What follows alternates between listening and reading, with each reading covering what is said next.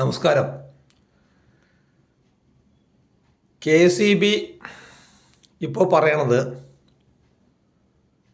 Solar സ്ഥാപിച്ച എല്ലാ പ്രൊസ്യൂമേഴ്സും കുറ്റക്കാരാണ്. കാരണം സോളാർ സ്ഥാപിച്ചുകൊണ്ടാണ് അവർക്ക് 500 കോടിയുടെ നഷ്ടം വന്നത്. അത് സോളാർ എന്നുള്ള കറണ്ട് പോകുമ്പോൾ അവർ ഗ്രിഡ് സ്റ്റേബിൾ ആവണില്ല, അൺസ്റ്റേബിൾ ആവണു. ഇപ്പോൾ ചുരുക്കത്തിൽ സോളാർ വെച്ചവരിപ്പോൾ മോശക്കാരായി. ഒരു കാര്യം ചോദിക്കാനുണ്ട്. 2022 എൻ്റെ ഉൾപ്പെടെ ഉള്ള മൊബൈലിലേക്ക് SMS KCB എന്ന് പറഞ്ഞായിരുന്നു.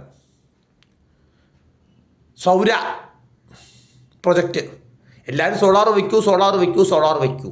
എന്തൊരു പ്രൊമോഷനാണ് സൗര പ്രൊജക്റ്റ്.